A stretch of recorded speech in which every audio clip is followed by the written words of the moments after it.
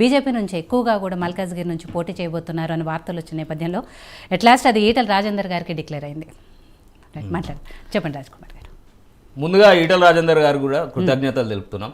ఎందుకంటే వారు ఒక సీనియర్ రాజకీయ నాయకులు, ఏదైతే బీఆర్ఎస్ పార్టీలో గతంలో మంత్రిగా పనిచేసారు, ప్రస్తుతం ఏదైతే పాపం మొన్న 2 అసెంబ్లీ స్థానాల్లో పోటీ చేసి భంగపడ్డారు.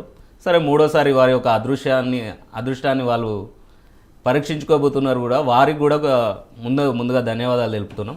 మా పార్టీ కూడా ఏదైతే అధిష్టానం ముఖ్యమంత్రి రేవంత్ రెడ్డి గారు నిన్ననే పీసీసీ స్క్రీనింగ్ కమిటీ మీటింగ్ అనేది జరగడం జరిగింది పార్లమెంట్ ఎన్నికలకు సంబంధించి.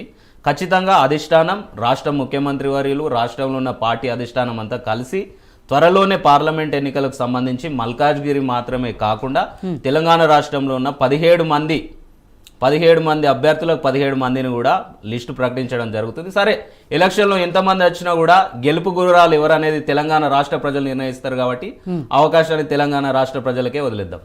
రైట్.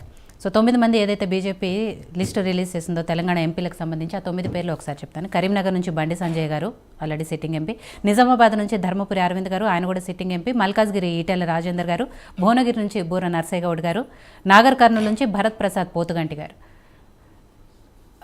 రాములు గారు యాక్చువల్లీ జాయిన్ అయ్యారు బీఆర్ఎస్ నుంచి, బట్ మరి నాగర్ కర్నూలు నుంచి భరత్ ప్రసాద్ పోతుగంటి గారు, జహీరాబాద్ నుంచి బీబీ పాటిల్ గారు, సికింద్రాబాద్ నుంచి కిషన్ రెడ్డి గారు, హైదరాబాద్ నుంచి మాధవీలత, చేవెళ్ల నుంచి కొండా విశ్వేశ్వరరెడ్డి గారు. ఇప్పటివరకు 9 మందికి సంబంధించిన బీజేపీ లిస్టు బయటకు వచ్చింది. మొత్తం ఓవరాల్గా కూడా దేశవ్యాప్తంగా 195 మంది ఫస్ట్ లిస్టు రిలీజ్ చేసింది. దాంట్లో వారణాసి నుంచి మోడీ గారు యాజ్ యూజువల్గా పోటీ చేయబోతున్నారు. అట్లే అమిత్ షా గారు గుజరాత్లో గాంధీనగర్ లోక్సభ స్థానం నుంచి ఆయన పోటీ చేయబోతున్నారు. సో ప్రేమ్ గాంధీ గారు, ఏదైతే మల్కాజ్గిరి మొదటి నుంచి మనం మాట్లాడుకుంటూ వస్తున్నామో, ఇందాక నేను అన్నట్టు బీజేపీ నుంచి చాలామంది మల్కాజ్గిరి నుంచి ఈసారి ఎక్స్పెక్ట్ చేశారు. రకరకాల పేర్లు వినిపించాయి. ఇందులో వ్యాపారవేత్తలు ఉన్నారు, సీనియర్ రాజకీయ నాయకులు ఉన్నారు.